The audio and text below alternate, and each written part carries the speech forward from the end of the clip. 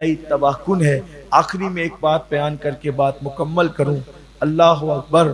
روایتوں میں آتا ہے کہ ایک شخص سفر حج میں تھا، ایک شخص سفر حج میں تھا، اس کا انتقال ہو گیا۔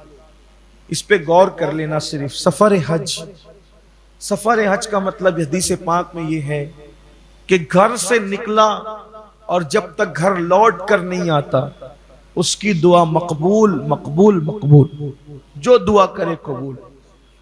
اسی رستے میں مر جائے تو ہر سال اس کا حج لکھا جاتا ہے، ہر سال حج کی سعادت اس کو نصیب ہوتی اور وہ مغفرت یافتہ جنت میں جائے گا۔ یہ سب حدیثیں اپنی جگہ حق ہے، بالکل حق ہے، لیکن اب اس کو سن لے ذرا اور پھر کہتا ہوں اپنی آخرت کا سوچو۔ کوئی نہیں آئے گا اپنی قبر میں، کوئی نہیں آئے گا۔ ساری کمائی ہوئی دولت ہم نے بھی آپ نے بھی یہی چھوڑ کر کے جانا، یہی سب چھوٹ جائے۔ بچے ہوج موج کریں گے، خوب موج مستیاں کریں گے، عیش و عشرت کریں گے، قبر میں آپ نے رہنا، ہم نے رہنے قبر۔ سفر حج ہے، تابعین کا دور ہے۔ سفر حج میں ایک صاحب کا انتقال ہوتا ہے، اور اس دور میں تو ایسا نہیں تھا نا کہ میت کو لے کر چلنا، ایسا ہے جس کا انتقال جہاں ہوا وہیں دفن۔ یہ میت ادھر سے ادھر لانے لے جانے کی رسمیں بعد میں شروع۔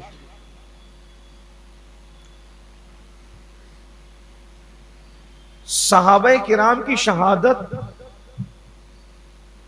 احد کے دامن میں ہوئی، حضور نے بقی لے جانا بھی مناسب نہ سمجھا، وہیں دفن، جہاں شہادت وہیں تدفین۔ حنین کے زخمیوں کی شہادت مقام جعرانہ میں ہوئی، حضور علیہ السلام نے مکہ لانا بھی جو ہے وہ گوارا نہیں فرمایا، حدود حرم کے باہر ہی دفن کر۔ کیا پتا چلا؟ جو جہاں کی مٹی ہے وہیں اس کو دفن کرو، بات ختم کرو۔ یہ 3-3 4-4 دن تک روکنے کا مزاج، ممبئی سے مالیگاؤں لانے کا، امریکہ سے مالیگاؤں لانے کا، مالیگاؤں سے یو پی تک لے جانے کا، یہ مزاج، یہ سب بعد میں شروع۔ ام المومنین سیدہ میمونہ کا وصال مقام نواریہ میں ہوا، مکۃ المکرمہ سے چند کلومیٹر کے فاصلے پہ۔ صحابہ کرام نے وہیں دفن کیا، آج بھی وہ وہیں ہیں۔ آپ دیکھ لیں، تو پہلے مزاج یہی تھا، جو جہاں انتقال کرتا تھا وہیں اس کو دفن کر۔ خیر اب لوگ اس لیے بھی لے آتے ہیں کہ لانا آسان بھی ہو گیا ہے،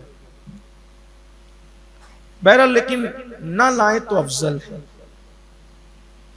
میت کو تکلیف نہ دیں اور اتنی تاخیر نہ کریں کہ 2-2 3-3 دن گزر جائے، 24-24 گھنٹے گزر جائے، ابھی بہن آ رہی ہے، ابھی آپا آ رہی ہے، ابھی بھیا آ رہا ہے، ابھی چچا آ رہا ہے۔ ارے جیتے جی وہ آ کر کے کچھ نہ کر سکا، بعد موت آ کے اس نے سوائے چہرہ دیکھ کے کرنا کیا ہے؟ اور میت کا فائدہ کیا؟ اس میں کوئی فائدہ نہیں۔ میت واسطے دیتی ہے کہ جلدی مجھے اپنی منزل پہ پہنچا دو، نیک ہے تو بھی کہ میرا عیب کھلے اس سے پیسے پہلے پہنچا دو، یہ نیک ہے تو واسطے دیتی کہ مجھے اپنی منزل پہنچا دے کیونکہ اس کی جنت کے باغوں میں سے باغ ہے اس کی قبر، اور اگر گنہگار ہے تو بھی واسطے دیتی کہ مجھے پہنچا دو تاکہ میرے عیب نہ کھل جائے لوگوں کے سامنے۔ تو پہلے ایسی ہوتا تھا جس کا جہاں انتقال ہوتا تھا وہیں دفن ہوتا۔ ہمارے مہریرہ کے مرشدوں میں سے ایک مرشد سرکار نوری میاں کے والد بزرگوار کا مزار وہاں ہے، گجرات میں، دندوکا کے آس پاس۔ وہ وہاں گئے، وہاں وصال ہوا، وہیں ان کی تدفین ہو گئی۔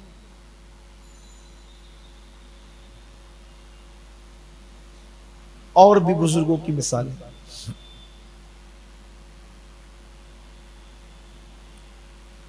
تو سفر حج ہے، اور سفر حج میں ایک شخص کا انتقال ہو گیا، وہ وہیں قبر کھودی تو بڑے بڑے سانپ اور بچھو نکلے۔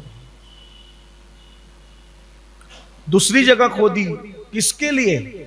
حج کو جا رہا ہے بندہ، حاجی ہے، اور کتنی بشارتیں، اور وہ سب حق ہیں، لیکن بشارتیں کیوں ہیں وہ سن لیں آپ، اور یہ وبال کیوں ہے وہ بھی آپ سن لیں۔ دوسری کھودی وہاں بھی سانپ بچھو، تیسری کھودی وہاں بھی سانپ بچھو، پریشان ہوئے۔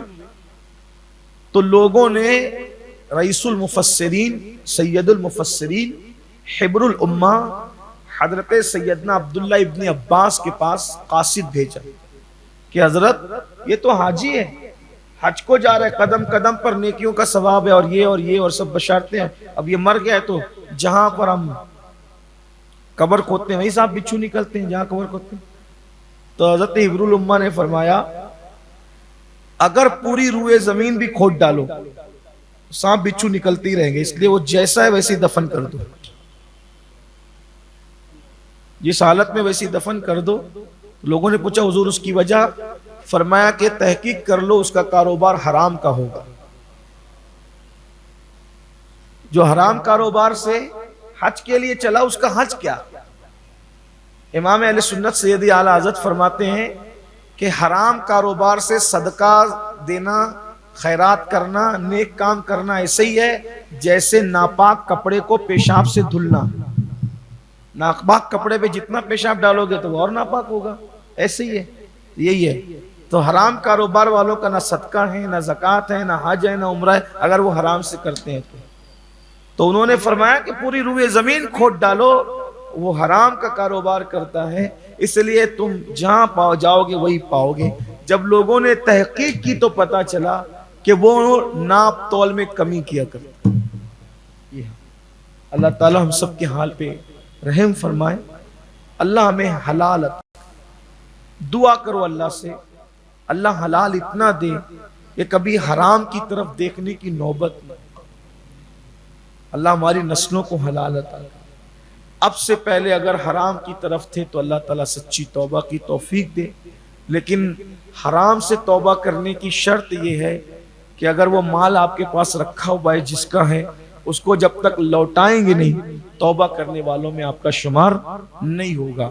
اللہ پاک خیر کے معاملات کرے، سچی توبہ کی توفیق عطا کرے، اور اللہ تعالیٰ جہاں جہاں بارش کی ضرورت ہے وہاں رحمت والی بارش عطا فرما۔